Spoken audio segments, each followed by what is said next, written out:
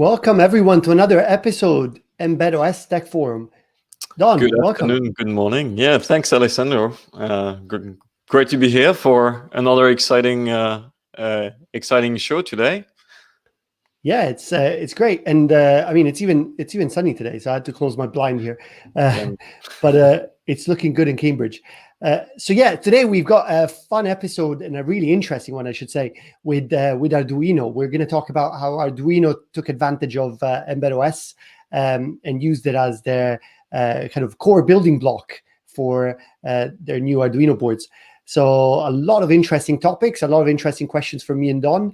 And obviously, as usual, everybody in the chat, feel free to ask questions and we'll take them live during our chat. So I think, Don, before doing that, do you want to just do a quick recap of last week's episode? Or not last week, sorry, I should say last month's episode. No, of course. So last month we were lucky enough to have Steven Starkey from EG Technology on the show, and they basically make healthcare devices, and they Steven walked us through how they used Mbed OS to design a new healthcare device, and that was quite fascinating. And if you've missed it, I really recommend you check that out, and that's available today on the ARM developers channel. Perfect. And today we've got two guests. So we have with us Dario Pennisi, Hardware Development Manager at Arduino, and Martino Facchin, Senior Firmware Engineer at Arduino. So let's bring them in. And here we go. Dario and Martino, welcome to the show. Hi. Hello. Hey, great to have you on the show. And as usual, I think it'd be great for our guests to hear about, for our viewers to actually hear about your background story. So tell us, a bit about yourself, how you got to where you are today. So let's start with Martino. You go first.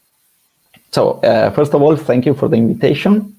I'm Martino Facchin. I've been working in Arduino for 6 years now, more or less, always in the firmware field.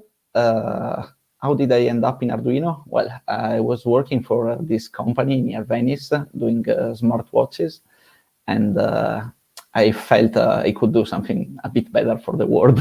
So at the end, I decided to join the Arduino 6 years ago, which was a bit more punky, a lot more punk than it is now, a bit less structured. And it was it. It was I felt in love with the company and with the ideal that it brings on to the world. So yeah, here we are. I started with the Arduino 3, which was a bit unlucky, but from there on, I followed basically every product that came out. So yeah, that's me. How many boards have you helped to go to market? Probably 20, more or less. 30. Good number. It's more likely. Lost count. Awesome. Yeah. Well, that's great. Thank you for that introduction. And Dario, do you want to go next? Yeah, sure. Yeah, again, thank you very much for having us. And basically, I joined Arduino 2.5 years ago. And basically, I've been tasked to lead the hardware and firmware development to innovate a bit and create some new products. And how I got in here is a bit weird because I've been chasing Massimo for a few years because I was fond of FPGAs. And I introduced him to the idea of Vidor, which then turned out into an Arduino product. So, I mean, it's a long story that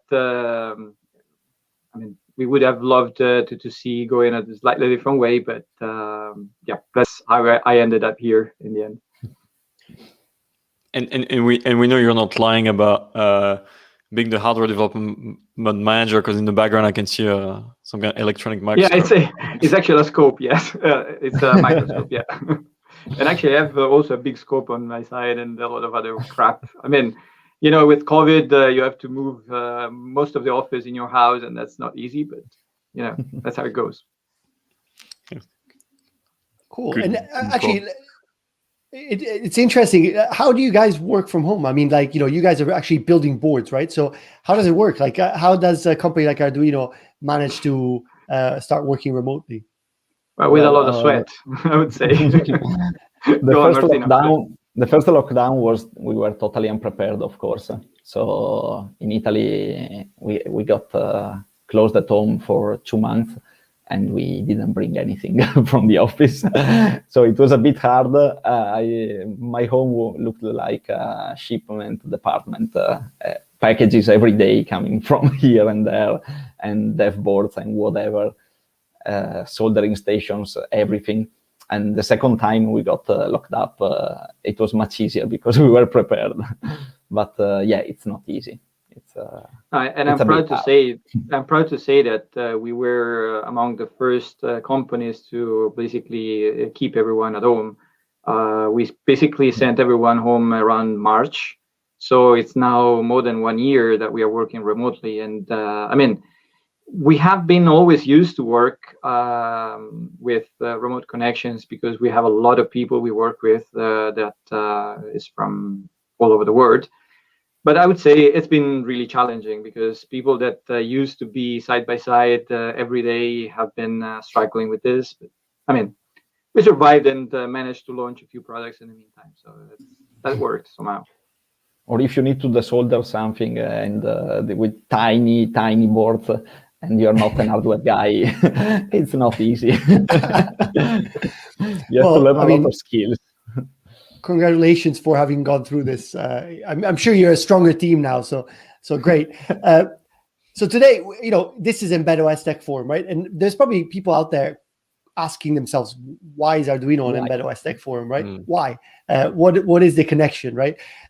So I'd like to kind of take a step back and maybe replay a little bit of history and go back to 2019 when you guys have made a decision of using Mbed OS as a cornerstone for your software stack, right? So let's replay that a little bit and perhaps like replay a little bit of what brought you to that decision and you know where you actually. I also want to know where you were when you made that decision, right? So let's start with where and how you got to making that decision.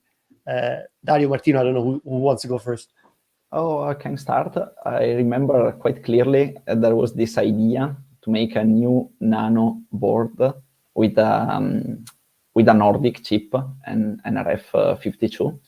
And it was our first Cortex-M4, so we didn't have any board. The most powerful Arduino board in that moment was the Arduino Due, which is a Cortex-M3 from Atmel, now Microchip. And yeah, so we were a bit stuck. We needed to take a big decision because it was a new platform.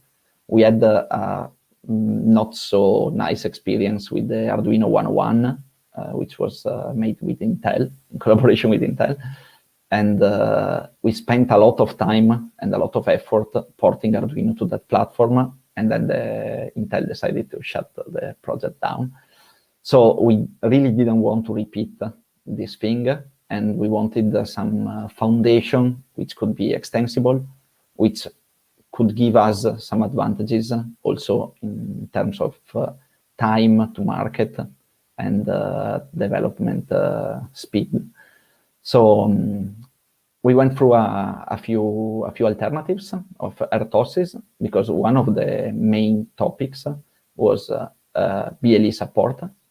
There were two main topics for the Nordic: BLE support and low power. So we really did want an RTOS. There were like 3 alternatives. One was Mbed OS, then there was Zephyr, and Minute. And we ended up choosing Mbed OS because there were a lot of reasons. One of these is that it's very Arduino-like. So the idea, the building blocks in the higher level classes in Mbed take a lot of ideas from Arduino, and they are easier to plug in our ecosystem than some other solutions.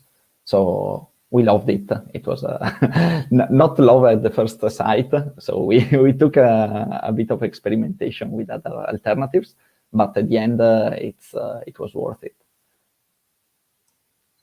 Yeah, absolutely. I mean, we took quite some time to experiment with alternatives such as FreeRTOS, Zephyr, and so on. And the thing that was most compelling to us is the ecosystem in terms of middleware and the open sourceness. Of course, I'm seeing in the comments there's people asking about FreeRTOS and Zephyr. Thing is that, for example, we have come, as Martino was saying, from bare metal, because all of our previous boards were based on bare metal, and that was a huge effort, because that meant that for every single board we had to redesign the whole low-level layers and make sure that they worked. Basically, the intuition was that with an operating system that abstracted in a way the hardware, we could create this infrastructure that allows us to port in a much easier way on different platforms. And actually, Martino came up with an incredible solution that allows you to basically interoperate between Mbed and Arduino. So that basically now we have a script that generates a core for every Mbed supported board, and at the same time provides Arduino APIs for Mbed on every available platform. So Martino, maybe you can elaborate a little bit on how that all works. And I think you have a diagram which summarizes this pretty well. Absolutely, Ale, if you wanna. Perfect. So basically, this is the whole stuff. We have our patches on the top of Mbed, which are we are onboarding. We are trying to mainline as. The idea would be to mainline all of them, but we got some bad feedback on some of these patches, so they'll be out of tree for a bit. And then we have the famous Embed App Json that where we configure our experience. Normally, the Arduino experience is based on a bootloader, so Embed App Json compiles an Embed project using the bootloader, in pre-configuring a bootloader. So everything is the linker knows where the things are. And this thing is summed up inside a huge script that then takes everything and compiles, as I said, a project. Then the object files get packaged into a library, which becomes libembed, and we distribute it with the core. At the same time, we also grab the includes from Mbed, and we copy them into our core. We add the Arduino APIs and our glue, let's call it, which lives inside the core and is totally board independent. So if you have a new target based on Mbed, you can just run the script and everything gets compiled automatically. And when you have all these pieces together, you just open the Arduino IDE, compile for your platform. This thing, the Arduino IDE automatically includes Arduino.h, so you the default namespace becomes the Arduino one. Otherwise, if you want to use this, the core you generated to create, to use it in an Mbed OS project, so pure Mbed project, you use Mbed as the default namespace. So you have the chance to use both the APIs. So if you prefer digital out from Mbed Word, you can use it. If you prefer digital write from Arduino, you can use it. Just prepend the correct namespace. And then you have the linker that produces everything, the final binary from this. So every Arduino sketch we are able to compile every Arduino sketch, and at the same time, we are able to allow the user to use, for example, threads, which is nice. So it's like you can leverage essentially both ecosystems, and like if let's say there's like a feature which is available in one ecosystem but not the other, I guess that gives the flexibility to the users to leverage both. Exactly. And the second important thing is that Arduino has a very huge adoption on people that usually are excluded from embedded development. So Windows users, macOS users, schools and things like this. So normally compiling an Mbed OS project on its own requires a toolchain, requires an installation package, requires Python. Not that easy for the normal user. By precompiling everything, we just provide the final package to the user, and it's much faster to compile and so on. So there are a few advantages also if you want to create a pure Mbed OS project inside Arduino. So just replace the main, and you can write an Mbed OS project for real. Awesome. There is a couple of questions. So one thing I'll say to everybody watching, we're not keen to like compare Mbed OS to other RTOSes, because I think the ecosystem is such a big, huge, interesting ecosystem, and I don't think there's need for kind of comparison. So I think today we'll focus on like kind of the features and how Arduino is leveraging Mbed OS. So I just wanted to kind of like say that so that people are kind of aware of that while we talk. But there is a question from Carlos actually that I think is really interesting. So he's saying, what is the policy from Arduino to keep things stable, to stick to a particular version of Mbed, not necessarily the last one? Do you have any thoughts on that, Dario or Martino? We used to maintain a separate branch on our fork that then we used to create the pull request. Right now, we are using, we changed a bit recently. So the policy is to be based on the latest Mbed OS stable release, and then apply the patches on top. When we do this automatically through another script.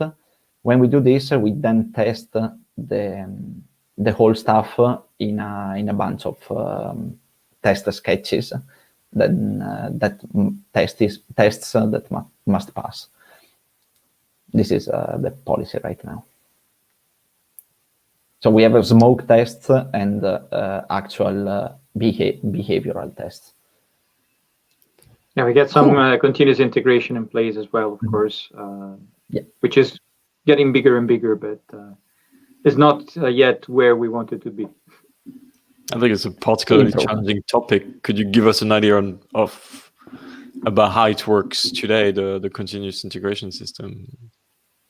Actually, we've got a lot of work ongoing there, and there are a number of GitHub actions that we added on top of our repositories that allow us to check for basic things like, for example, compiling various example sketches for the various platforms. Or, for example, for the libraries, we are even checking that the increase or decrease of usage of memory and so on. So it's a lot of information that needs to be digested, and we are trying to scramble and also to push the community to adopt that, because we think it's very important to raise the bar on quality and making sure that things are, let's say, converging in the right direction. Awesome.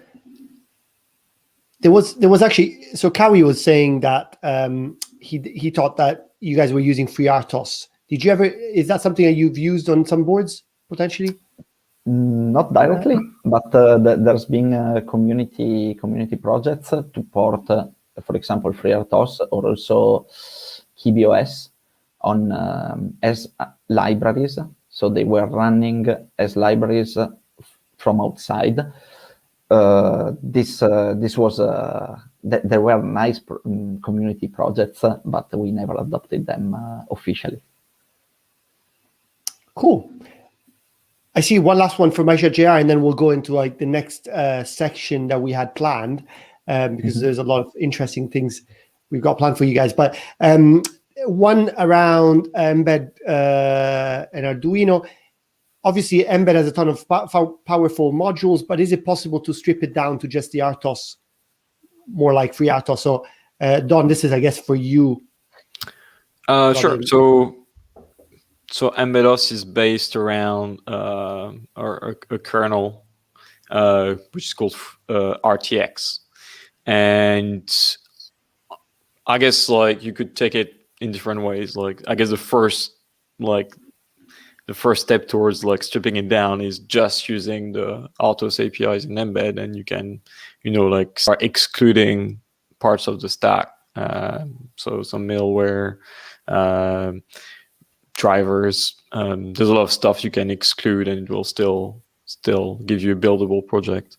If you want to take it further, so as Embed is based on that RTX kernel, which provides you with SimSys RTOS APIs, you could use those directly or use RTX as a standalone kernel. So you can peel off the onion. we can share a link in the chat in a little bit.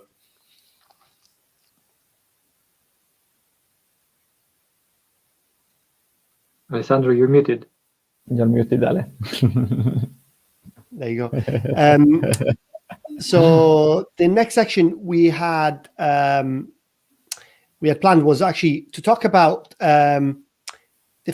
I guess you've got multiple boards that are running Mbed right now, right?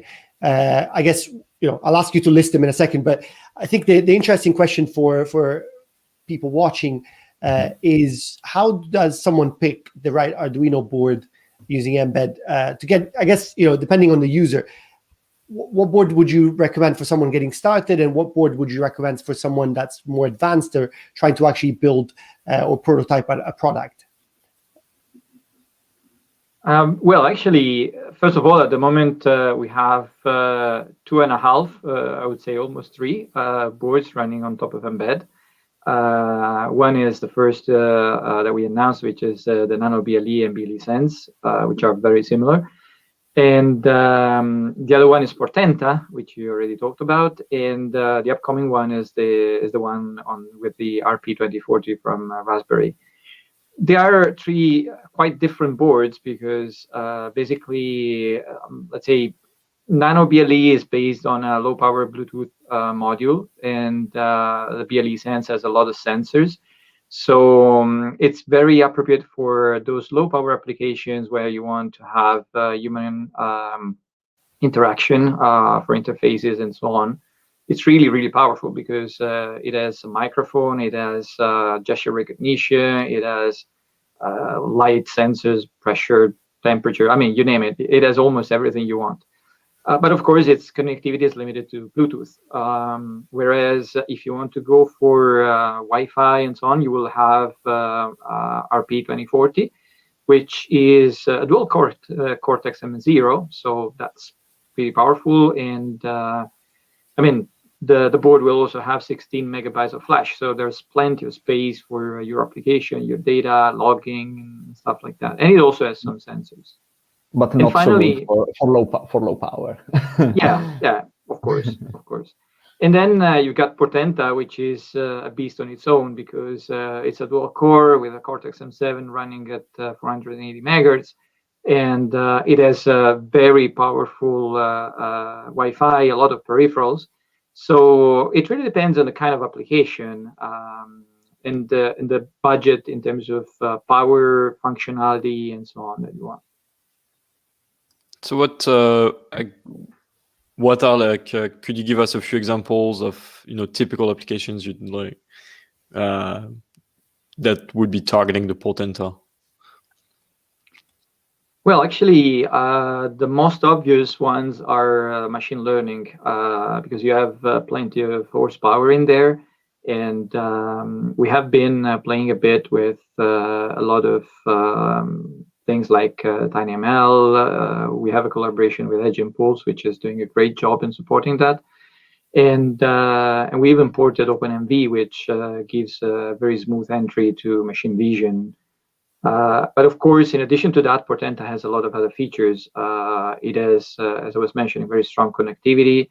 It has Ethernet, it has CAN. So all the ranges of industrial applications where you might want to do things which need a lot of pins or a lot of functionalities, that's really the go-to product. And that's a dual core. And by the way, it has to.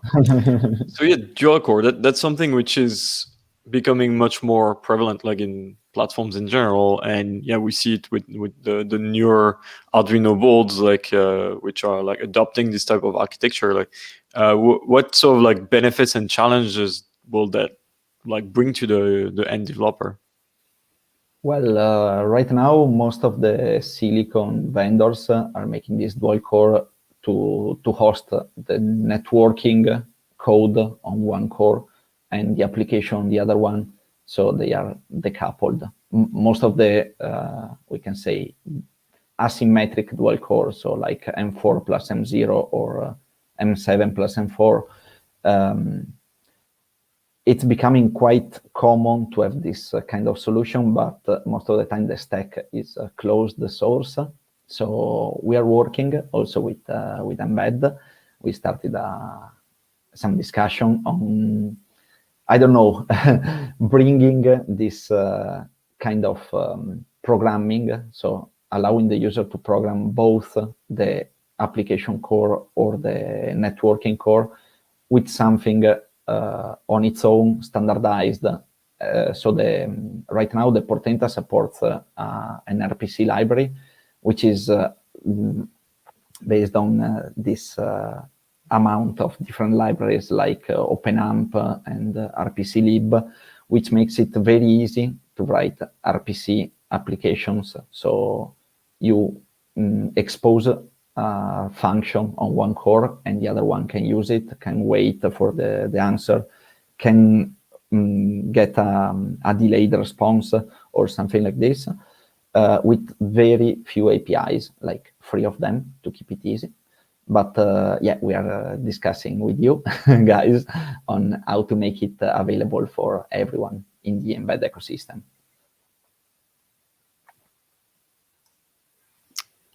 Thanks, Very Martin. interesting. We got another question actually from Pablo that I think we could probably pick up right away. I'll bring it up.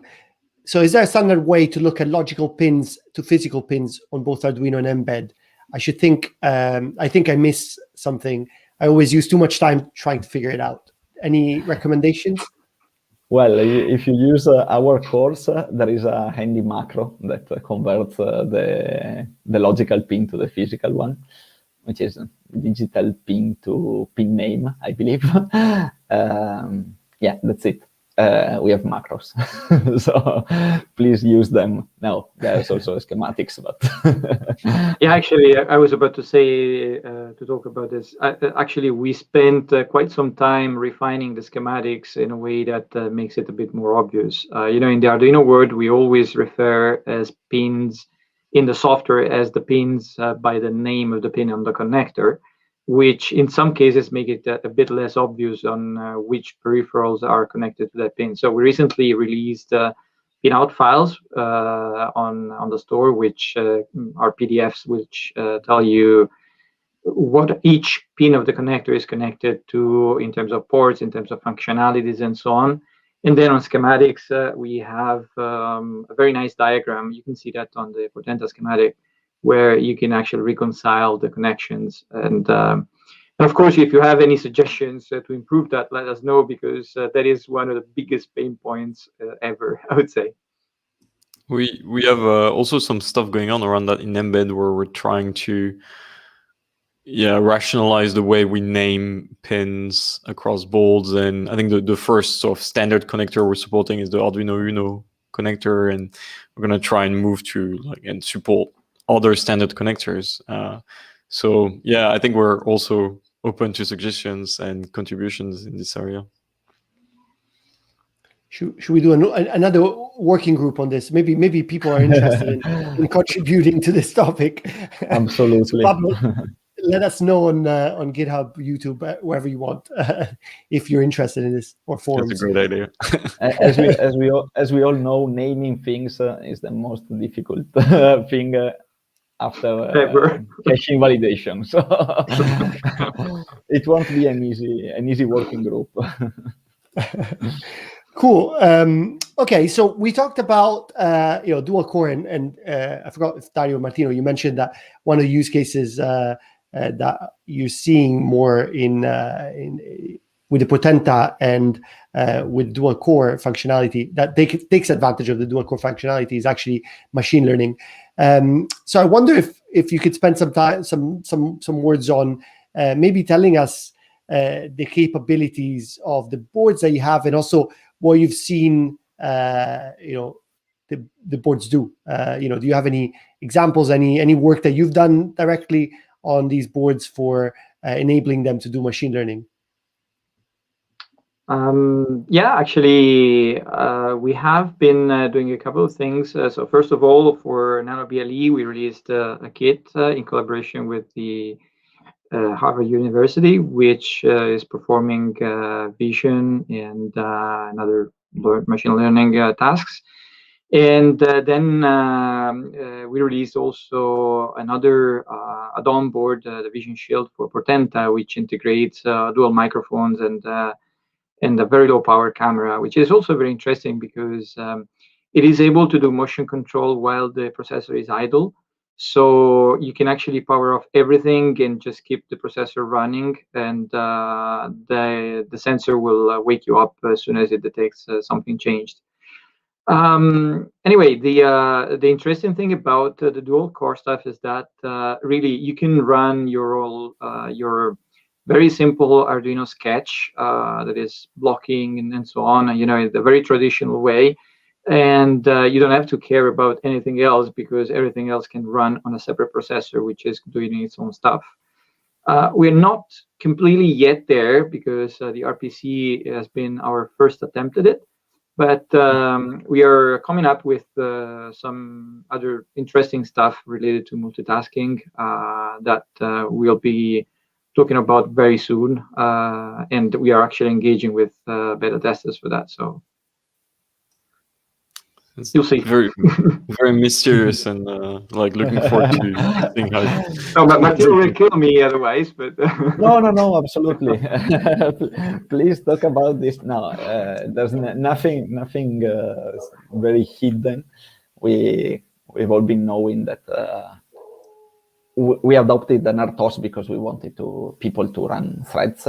But right now, even if Mbed wants or the embedded encapsulation of a thread is very nice and very easy, it's not yet at the level of, it's not an entry level. You have to know stuff to use it proficiently. So we are working on making it even easier.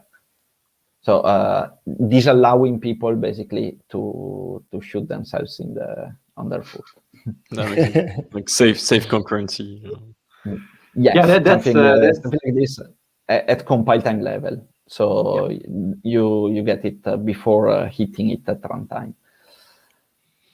It's a bit of an effort, but it requires some tooling. This is why we didn't publish anything yet, because it requires bits from different IDE compilers and so on to be in place. But we will get there. I love this, the fact that Arduino is building on top of Mbed and simplifying things. All the great work that Mbed has done, the Mbed teams, all the open source contributions, and making that even simpler, right? Because I always think there is quite a big learning curve, right? As anything, but in the embedded space, I think the learning curve is quite big actually compared to other spaces, perhaps. And with especially in the machine learning, with all this new machine learning developers or data scientists and software developers that are wanting to even experience embedded machine learning, I think having Arduino do all this work to simplify things is going to make this world and this potential actually explode. Like, we will see way more applications than we would have seen without Arduino, right? So I'm really looking forward to all these simplifications. Actually, I think it's going to help the ecosystem. Yeah, we hope so.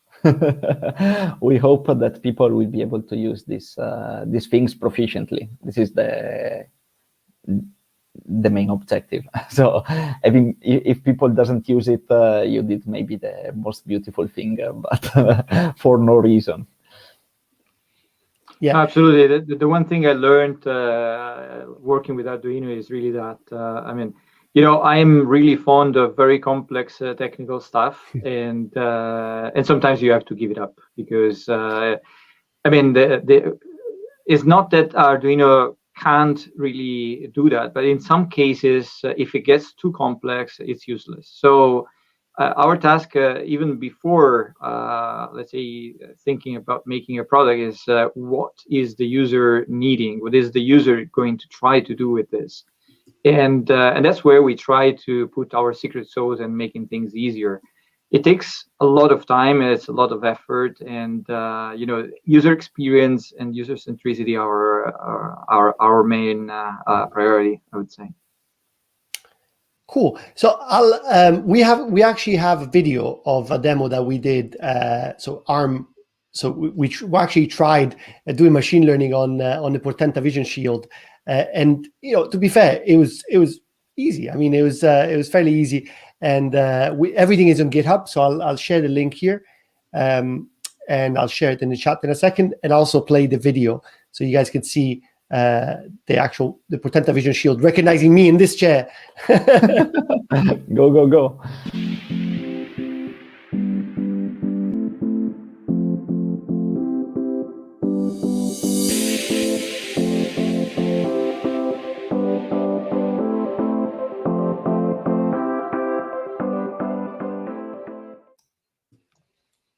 So it works.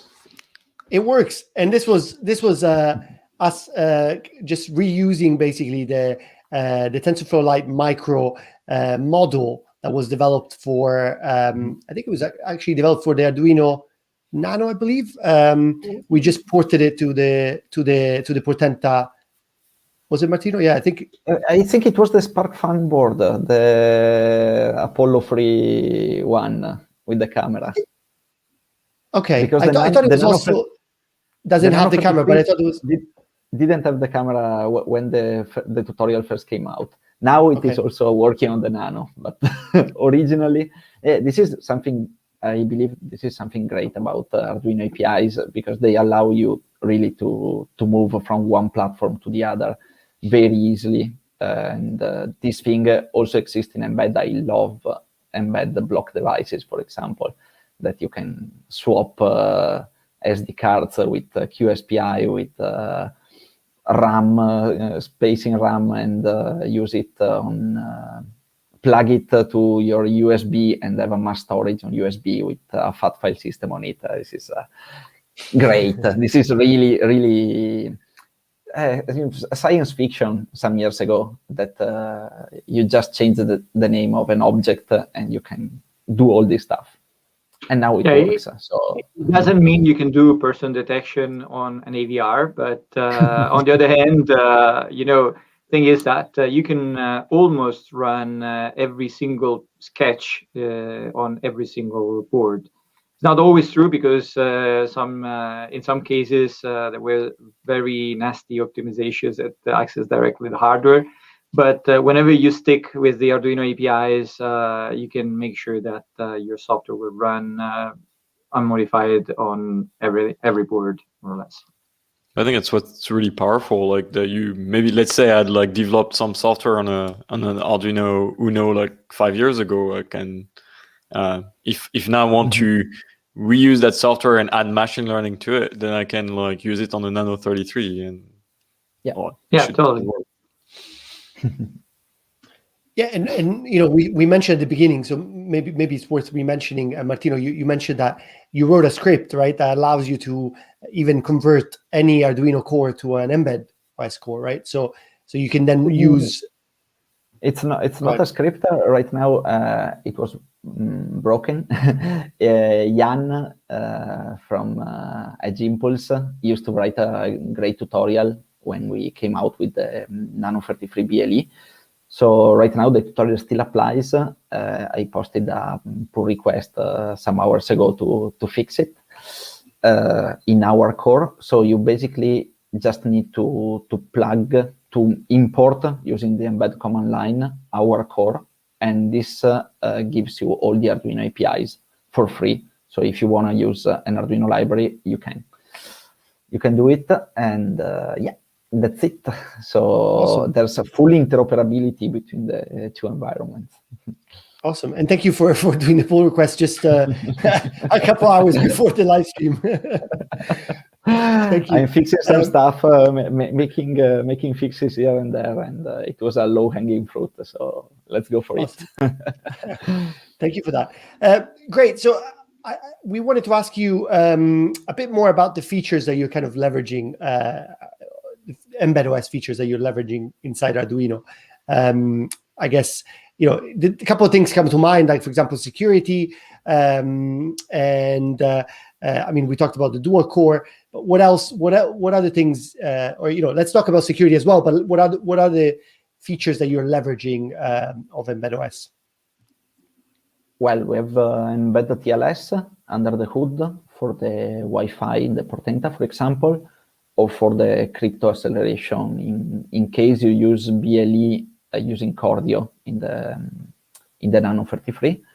So about Mbed TLS, it makes it using it makes it very easy. For example, we always struggled with certificates and uploading, asking the user, okay, now you should upload a certificate to your Wi-Fi module, and with Mbed TLS, you just link to a certificate file or a collection of certificates, and it takes care of everything with the best compatibility in the embedded world for this kind of applications. So yeah, we love the security from Mbed TLS.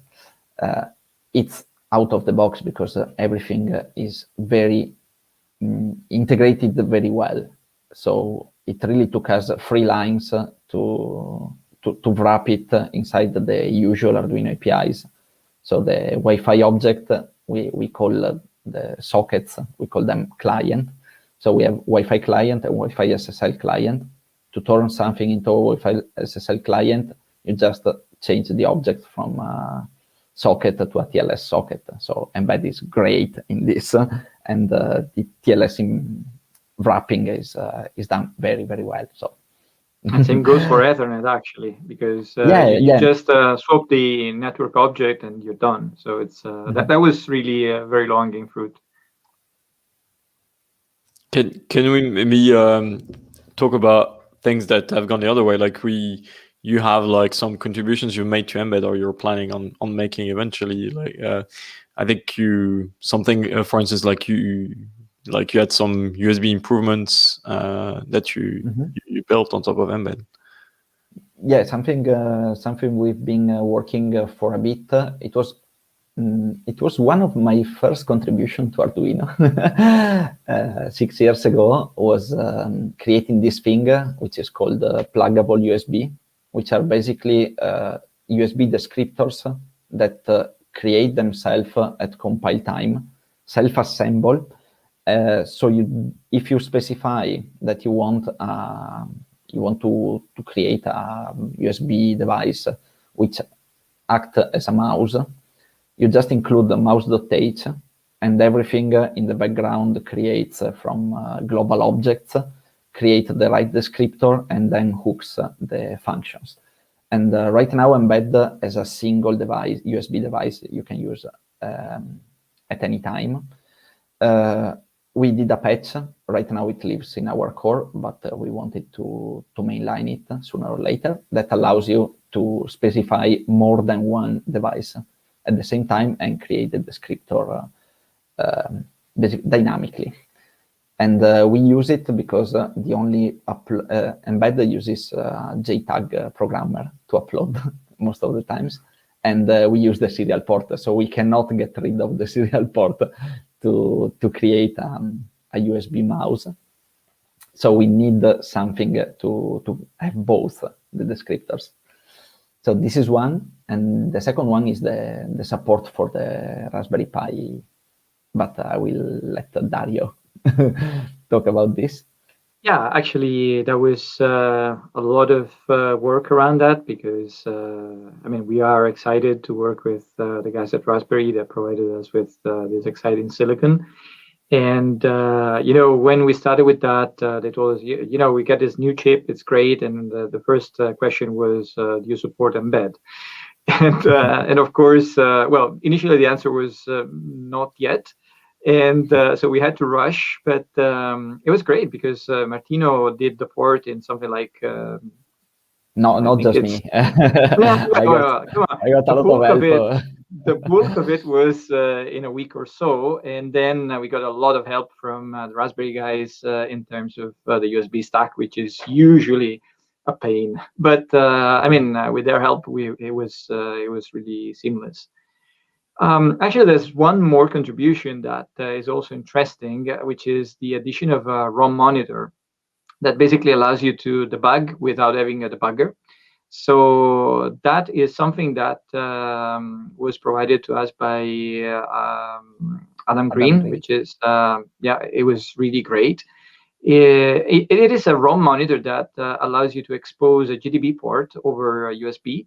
And it's even better than the JTAG, because with JTAG, you actually stop the peripherals from working, or at least you stop the CPU from responding from handling the peripherals.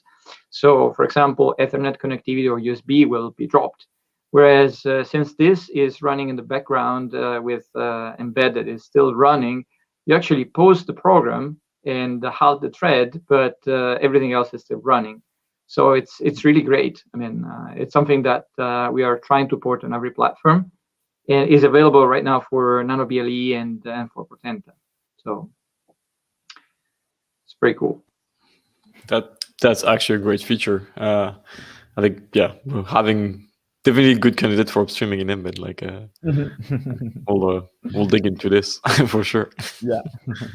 Yep. I think, Alessandro, we got a few more questions coming through. Yeah, let's bring him up. I think this is interesting. I'm curious to hear your thoughts on this. So, as NanoBLE 33 is using an NRF 52840, can we easily use Arduino Embed with other NRF 52 base boards? Absolutely. Yes. Go on, Martino. Now, in case you just want to reuse the tuning we did for the Nano 33, which is not so different from the normal stuff, but has some particular bits like the bootloader size. It's different from the usual targets and so on. You can just can grab it and copy. For example, you clone the Arduino core. You copy the variant folder for the Nano 33, you rename it, change the initialization, because in the Nano 33 we have a few things which are peculiar, like to give the user full control over the low power. You can turn down every LED. So when the board starts, we turn it on. It may be something that you don't want on your custom NRF 52 board, but if you remove this, everything else is just there, and you can use it. Yeah, and actually, yeah, Martino will kill me today. We are, you know, for BLE 33, we are using Cordio as a stack for the Bluetooth, but actually we are working also to support soft device. So that will be a nice add-on that will allow you to also use the pre-certified stack from Nordic, if you like. Cool. And we got another one here that we can try to answer quickly. I saw the documentation on the Embed API. Is it fully available from Arduino? Absolutely. So you have the APIs are there. there's also an issue in the repository that where I wrote down I dropped some lines on how to use it for a user that wanted exactly this use case. Of course, you have to talk with a Semtech chip. So it doesn't work with other chips. It just works with Semtech, the one supported by Mbed. Cool. Thanks, guys. I think we're running out of time a little bit, so maybe we can get to look at the future, and how do you see both Mbed and Arduino evolving in the future, and where are the areas that we will need to work on in the next couple of months or years? Martino? Good question. Dario? Okay.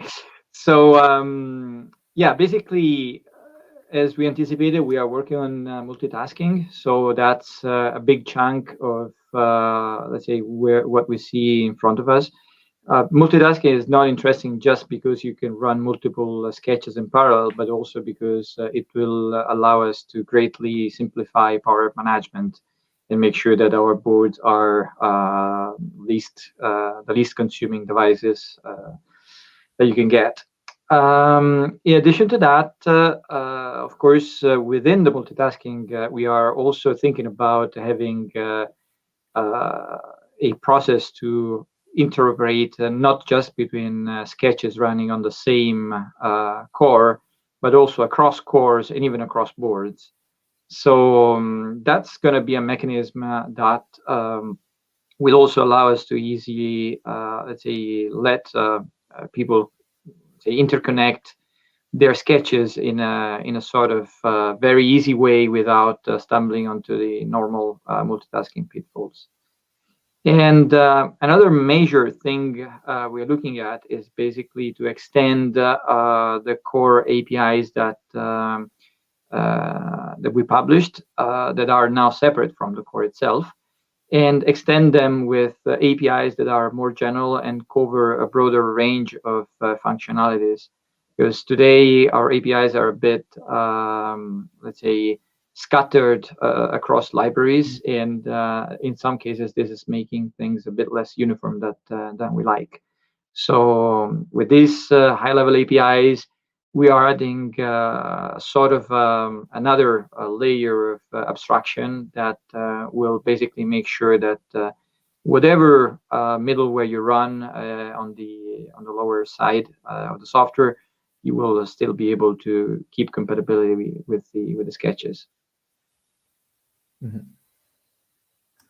Can I throw a provocative question? We're both in Mbed and Arduino, we're using C++ quite heavily today. Do you think that C++ is the way to go long term, or do you have do you think other languages will also have their place on Embedded? Well, Martino, that's a tough question. Yeah, it's very tough. I love defining Arduino as a C+ environment, so we love to get rid of some of the rough corners of C++, hide them under something. I don't want to specify what, but we don't want pointers. We don't want a lot of things that may be useful, and that maybe this approach would allow us to move to another programming language and make people feel at home.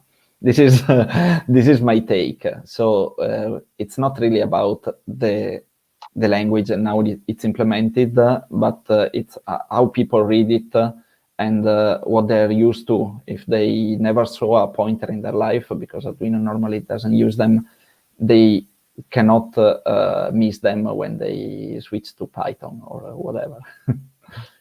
Yeah, and actually the effort on the APIs is exactly going in that direction. I mean, we want to make sure that people familiar with our easy-to-use APIs will be comfortable with a lot of different languages. So, I mean, that's coming. It'll take a while, but I'm pretty sure that that's the way just to reassure Kawi83 in the chat that we won't switch to Python. Don't worry. No, not switching, but supporting, yes.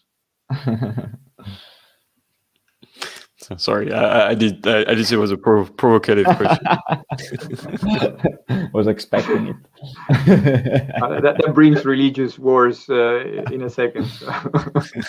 And we should say that it wasn't on the list of questions that we agreed on, so it was actually provocative. You nasty guys.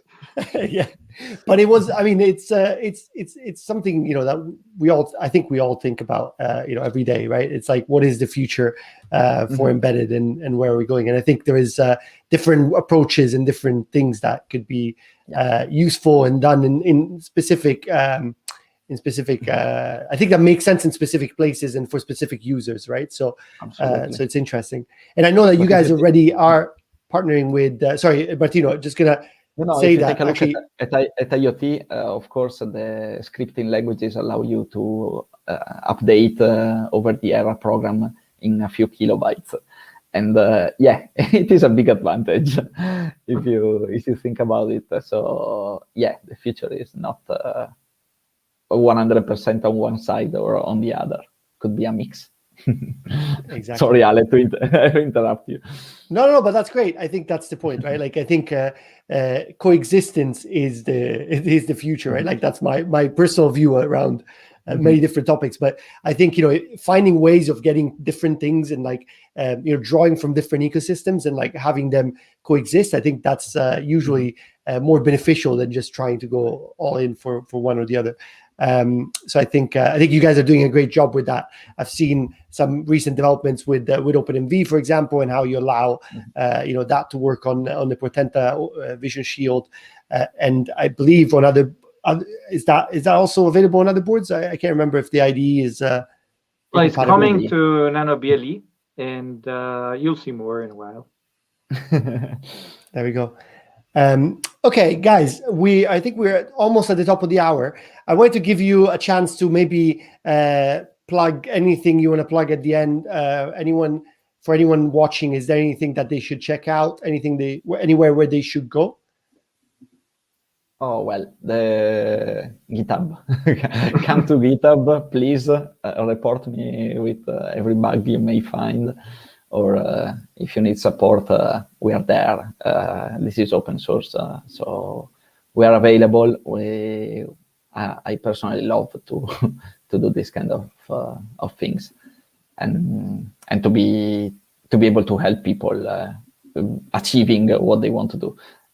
Most of the times, also doing this helps you understand what is wrong and what is right and what can be done better. So it is a collaboration, as Ale was saying, collaboration and exchange of information. So yeah, let's do it. And by the way, we just switched to a new forum, so please visit that. Yeah. It's great. It's much improved, and we're going to bet a lot on that to, let's say, improve the communication with the community. So, I mean. We are not on an ivory tower. We love to interact with our users, and I mean, for the good and the bad, we are always there. Awesome, great to hear that. I think a lot of people will echo that, because I think there is a lot of conversations ongoing. You know, forums, GitHub. I think Martino, how much time do you spend on GitHub? Actually, I mean, not coding, but answering issues and. I'm curious, like, how much of your time is actually spent answering, helping people? I don't know. My time is so much packetized into very small chunks that it's a bit difficult to estimate. But I would say a couple of hours per day, at least. Yeah, Martino spends 8 hours working on something, then another 8 hours working on something else, then another 8 hours working on something. A couple in the forum. Yeah, he's got this very long days. Who knows? Who knows how long? Anyway. Well, guys, it was a pleasure. Thank you so much for joining the show and for talking to us about what you've done with Embed, how you've leveraged it, and all the great stuff that's coming out as well. You've shared a little bit, and as you guys said, let's watch this space. I'm really looking forward to all the new developments around Arduino. So thank you so much for joining us, and thank you for everyone that is watching. And Don, any closing remarks? I don't know. It's gonna be difficult, but no. Yeah, thanks again, Martino and Dario. That was really great to have you today and discuss about how we can leverage each other's ecosystem in the best way. I think I'm looking forward to continuing to collaborate with you guys, and I think we and also see like some interesting overlapping points in our communities, and we've identified some areas of collaboration today. So that thanks again. I think we shared a few links today. Go check out the Portenta TinyML demo. That was you can detect Alessandro if you're if you're not careful, he will just detect me. But thanks everyone, and thanks both, and thanks Alessandro as well. Yeah, and thank you so much. Thank you again. Thank you guys for having us. You guys. Thank you. And thank you, Don. Thank you so much.